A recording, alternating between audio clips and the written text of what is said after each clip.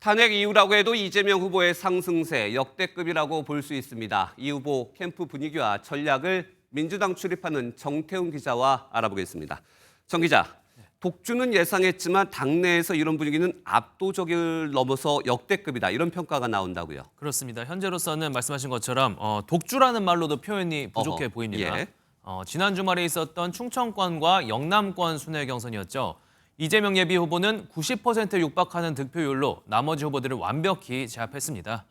지난 민주당 대선 경선 당시 본인의 득표율들을 훌쩍 뛰어넘는 수치일 뿐만 아니라 1987년 직선제 개헌 이후 있었던 모든 주요 정당 경선 결과를 놓고 봐도 최고치인데요. 민주당 대선 경선에서는 김대중 전 대통령이 약 78%의 득표율을 보였었고요. 국민의힘 측에서는 박근혜 전 대통령이 약 84%의 득표율을 기록한 게 가장 높았습니다. 또 선거 종류는 다르지만 지난해 이재명 1극 체제라는 평가를 받았던 민주당 전당대회에서도 당시 이재명 당대표 후보는 약 85%의 지지율 기록했었습니다. 네, 진보와 보수를 넘어서 그야말로 역대급이라고 할 수 있는데 어떻게 분석이 되고 있습니까? 우선 이 당대표를 연임하면서 여러 차례 위기를 겪었지 않습니까? 네. 그러면서 다져온 당심이 주요하게 작용했을 거란 분석인데요. 이재명 캠프 소속 한 의원은 MBN에 그동안의 스토리가 누적된 결과라며 본선에서 이길 가능성도 큰 만큼 더 큰 환호를 받는 것이라고 전했습니다. 또 일부 의원들은 이 득표율뿐만 아니라 투표율 자체가 높아진 점에도 주목했는데요. 그만큼 정권 교체 열망이 높은 것 아니겠냐고 설명했습니다. 네. 근데 이렇게 너무 높은 지지도는 확장세에 좀 불리할 수 있다 이런 분석도 나오고 있는데 이재명 후보는 스스로 이제 몸을 낮추고 있어요. 그렇습니다. 취재진이 현장에서 봐도 연일 이 후보는 각종 자리에서 말을 유독 더 아끼는 모습이 보입니다. 아, 그래요? 예. 네.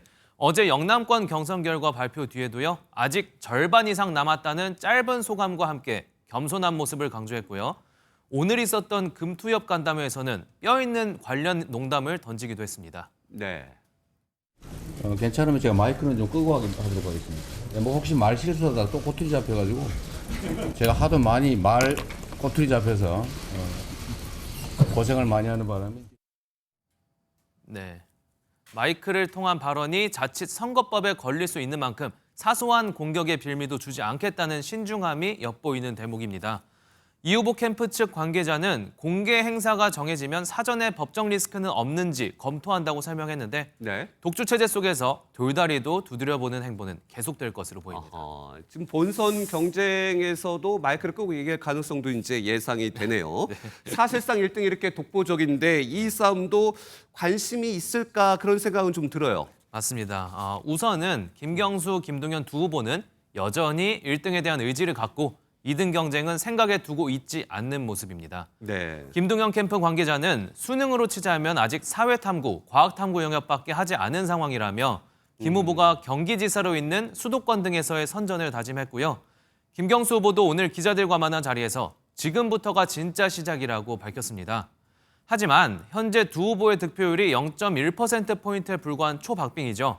이런 상황에서 이재명 후보가 정권을 잡게 된다면 2위 주자가 향후 당내 존재감 부각에 있어 많이 유리한 고지를 점할 수 있는 만큼 둘 사이 신경전도 관전 포인트가 될 전망입니다. 네, 차기를 예상한 이 경쟁으로 좀 바라본다면 치열한 경쟁도 예상이 되겠네요. 그렇습니다. 잘 들었습니다. 정태훈 기자였습니다.